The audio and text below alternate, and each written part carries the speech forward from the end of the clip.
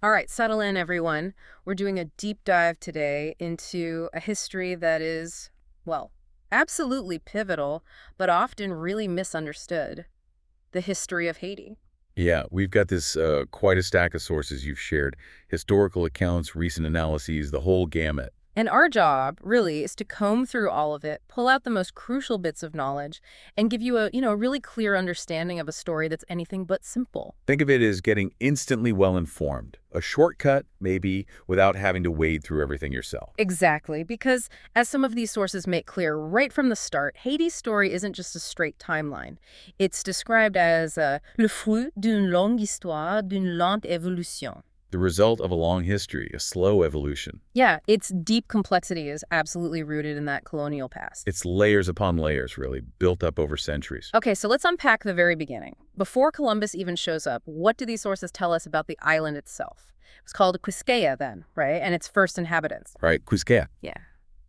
The sources identify the first people as the Taíno. They were part of the larger Arawakan language family. It's interesting, they apparently had different ways of identifying themselves, like the good, and they called others they didn't interact with much Carib. Uh-huh. And what was life like? What kind of society did the Taíno have? Well, the picture painted is of a settled culture. They lived in villages, built homes from wood and palm leaves. They survived through a mix of things, fishing, gathering, hunting, but also, importantly, farming. Farming what, specifically? Things like maize, yatia, and cassava.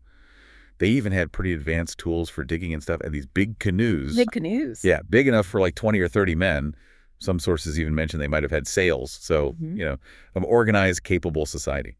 Then, of course, 1492 happens, changes everything, Columbus lands.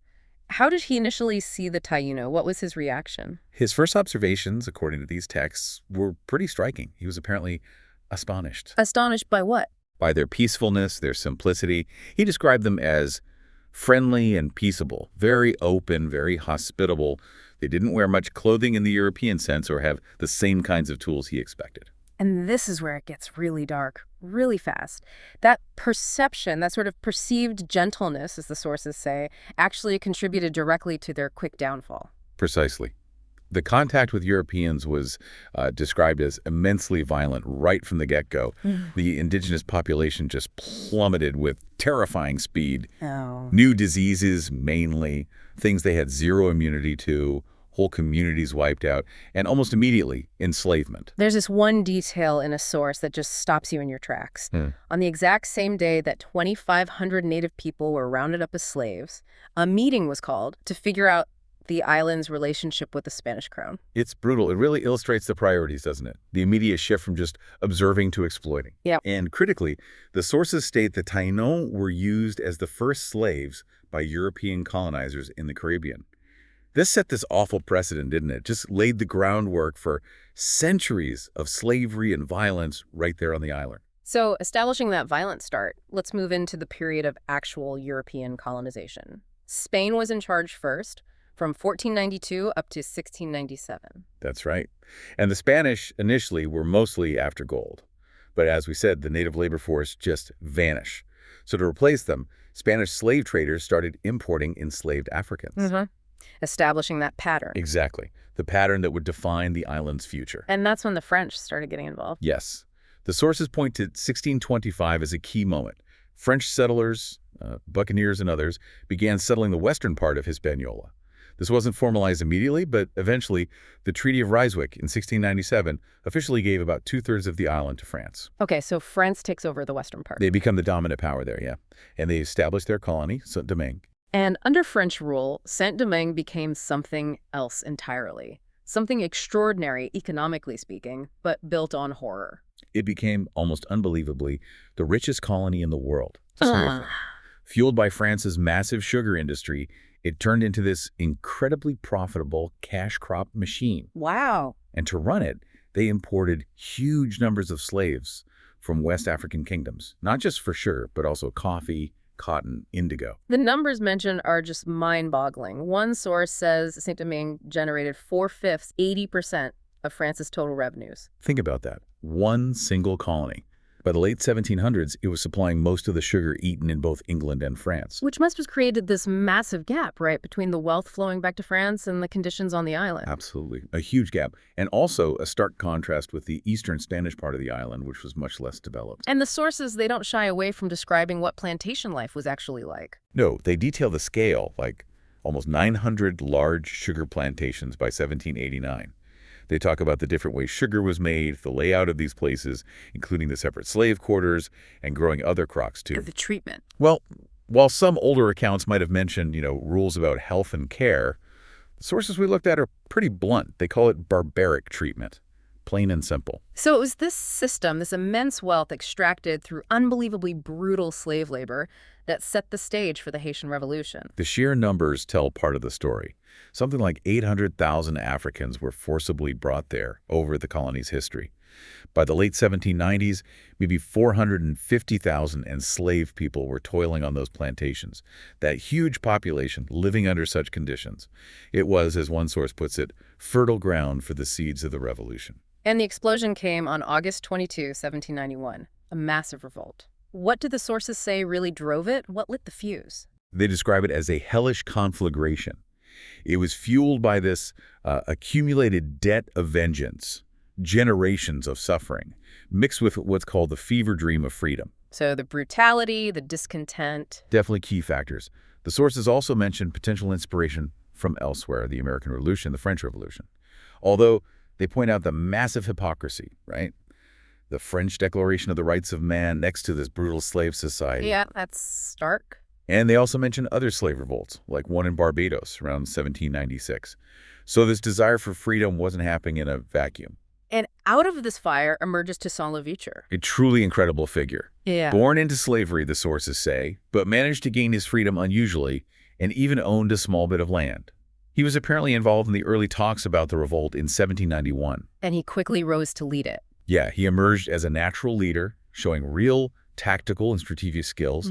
By 1792, he was commanding the revolt up in the north.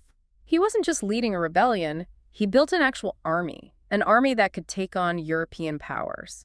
Exactly. His forces won major victories, not just against the French trying to put down the revolt, but also against British troops who tried to jump in, and even against other rival factions within the colony. So he gained control. First to the north, yeah, and eventually the whole colony. The sources note he was skilled not just in warfare, but also in administration. He maintained order controversially, even brought back a version of the plantation system to keep the economy going. But he was also known to be ruthless with anyone he saw as a threat. The fight for independence itself sounds incredibly long and brutal. It's called the longest, bloodiest, and most complicated revolution in the Americas. But against all odds, it succeeded. January 1st, 1804, Haiti declares independence. The first Black republic in history. The very first. A monumental achievement. Monumental, yes. A huge victory for liberty. But the aftermath, the legacy, it's incredibly complex, isn't it? Oh, absolutely. For abolitionists, for believers in small republics, it was this precious victory of liberty. Proof that enslaved people could win their freedom. It definitely inspired other revolts. But it also generated massive fear and, frankly, racism among white leaders elsewhere, like in the American South. They tightened their grip on their own enslaved populations because of Haiti. And what about Haiti itself? What were the immediate consequences of independence? Isolation. The world largely turned its back on this new Black republic. And internally, they faced immediate, huge problems. Government inefficiency, soldiers deserting, hunger, soaring food prices. So independence, while obviously crucial, didn't solve everything. It sounds like it just started a new chapter of difficulties. That's a really key point in the sources. 2 centuries on, Haiti is still dealing with fundamental state-building challenges. Political instability has been almost constant since the late 1800s, leading to what one text calls an accumulation of crises, real or potential. And external powers haven't exactly helped, have they? They seem to keep intervening. They really have. The sources point to this recurring pattern: military interventions by France, Spain, the U.S. It's described starkly as devaluation d'état, basically, using force to undermine Haiti's sovereignty, control its affairs. A pattern seen right from the start, up to recent times. Okay, let's talk economy. We heard about the incredible wealth Saint-Domingue generated for France. What happened to Haiti's economy after it became independent? Well, despite some promising signs early on, the constant political turmoil really led to what's called a long-lasting period of economic stagnation and even decline. Why? What were the issues? The economy stayed heavily reliant on the same old agricultural exports, sugar, coffee, cotton, indigo. But they faced problems like changing global demand, plus government neglect, which led to land loss, deforestation, soil erosion, serious environmental damage too. And fast forward to now, the economic picture described in the sources is pretty bleak. It is. Haiti is currently the poorest country in the Western Hemisphere. Farm productivity is low. Even though half the workforce is in agriculture, over half the population is undernourished. They import like 60% of their food. Oh. And these economic struggles are deeply tied up with the political instability. They often feed into each other, leading to violent riots and unrest. You mentioned external powers. The weight of international relations seems like a massive burden throughout Haiti's history. A huge burden, yeah. The sources really detail the impact of treaties, none bigger than the one France imposed. What was that about? France basically demanded a massive ransom, payment for their lost property, which meant the land, the plantations, and incredibly, the formerly enslaved people themselves. They had to pay France for their own freedom. Effectively, yes. This debt, plus compounded interest, made true independence impossible financially. It just drained the country's resources for decades and decades. And what's truly staggering is that this debt arrangement was basically in force until a coup in 1991. Paying for nearly 2 centuries? That's almost unthinkable. It's a defining element of Haiti's economic history. And the sources also mention another key treaty, this one with the United States in 1915. What did that do? It essentially turned Haiti into an American protectorate. It gave the U.S. virtual sovereignty, control over Haitian laws, finances, the whole thing. Speaking of the U.S., their influence really ramped up in the 20th century, didn't it? Leading to that full-on occupation. Yes, American business interests in Haiti's resources, wanting control. That was growing from the late 1800s. Sometimes they'd send warships just to make a point. There was a specific gunboat incident in 1914 that helped overthrow a president, kind of paving the way. For the Marine occupation in 1915. Right. After some anti-American riots, U.S. Marines landed and took control. That occupation lasted until 1934.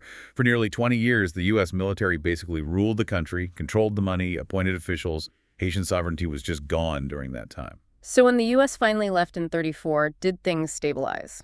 Sadly, no. The period after the occupation was marked by continued political fragility. There were a series of military coups, general chaos, which eventually set the stage for the rise of the Duvalier regimes. Right, the Duvaliers, Yeah. Papa Doc and Baby Doc, they dominated for decades, didn't they? From 57 to 86. They did. Francois Duvalier, Papa Doc, came to power using what the sources call crude populism. He kind of bypassed the old elite, but then set up this absolute dictatorship based on terror. Using the Tontons Macoutes. Exactly. His infamous paramilitary force was key to the repression and violence. He also built up this extravagant personality cult around himself, tried to create this specific nationalist culture tied to him. His son, Jean-Claude, or Baby Doc, just continued the totalitarian rule after his father died. Okay, let's bring it into the 21st century. Yeah. Haiti's faced some absolutely devastating blows more recently, the 2008 food crisis and then the 2010 earthquake. Yeah, the 2008 food crisis was terrible. It made existing poverty and hunger much worse. Prices for basic foods just shot up sometimes by like 75%, leading to huge protests, violence. And the 2010 earthquake. Just unimaginable devastation. Monumental is the only word. A magnitude 7.0, 7.1 quake right near the capital, Port-au-Prince. The loss of life was just colossal. Hundreds of thousands killed or injured, according to estimates. And the destruction? Total. The presidential palace collapsed, the main cathedral, countless homes, offices, businesses flattened. Over 1 million people were left homeless instantly. The world responded with a huge amount of aid, right? But there were problems with that, too. Oh, the response was enormous. Over 100 countries, tons of NGOs. The U.S. played a big part. But yeah, the sources point to major challenges with the recovery. Logistical nightmares, corruption, siphoning off aid, and also criticism that a lot of the international efforts were, like, willfully ignorant or disrespectful of local culture. So despite all the money and effort. Very little lasting progress was made on things like governance or political development. You started hearing phrases like Haiti fatigue from the international community. And then, tragically, a cholera epidemic broke out soon after, linked to the relief effort itself. Yeah, late 2010. Just another layer of suffering. It was traced back to contaminated waste from a peacekeeping camp, getting into the water supply. a terrible consequence of the chaos. These recent disasters just throw these ongoing systemic social problems into sharper relief. Yeah, I absolutely do. The sources detail these deep-seated economic and social inequalities. Literacy rates, for instance, they were apparently around 90% at independence. Now they're down to about 60%. Lots of kids aren't in school. Teachers are poorly trained. And health? Major health issues. Haiti has the highest maternal mortality rate in the world. Diseases like HIV are still a significant problem, affecting maybe 2% of the population. NGOs actually provide a huge amount of the healthcare, especially out in rural areas. Overall, Haiti ranks really low on the Human Development Index. And environmental problems are tied into this as well. Definitely. Things like broken water points, lack of basic sanitation like toilets, poor hygiene, these contribute constantly to disease outbreaks. There might have been some slow progress before 2010, but the earthquake just wrecked infrastructure, making these basic problems even worse. It's easy to focus on the struggles, but the sources also mention Haiti's incredibly rich and unique culture. Can you touch on that? Language, music, religion. Sure. Well, language first Creole is spoken by pretty much everyone, the vast majority. Music is described as musique vivante, living music. Meaning It's rooted in dance, parties, improvisation. It's super popular, passed down orally, and really connected to remembering ancestors. Even though the elite kind of looked down on it historically, it thrives through these networks of musicians and often reflects social and class struggles in its themes. and spirituality. Vodou plays a big role, doesn't it? A huge role. Haiti has this really distinct, mixed, syncretic worldview, right? It's deeply woven into daily life. Vodou is central to that. It provides a way for people to try and make sense of the incredible hardships they face every day. And importantly, in Haitian Vodou, the magical isn't seen as something separate or unreal. It is real. So it's more than just religion. Yes, the sources describe it as both political and religious. It's this hybrid expression that actually goes back before European contact, and it's been vital for survival, for resistance throughout history. It's also, a complex term. Vodou covers a range of practices, and outsiders sometimes use the term dismissively or wrongly. Looking at this whole sweep of history, then, it's just crystal clear that you can't understand Haiti without understanding its place in the wider world.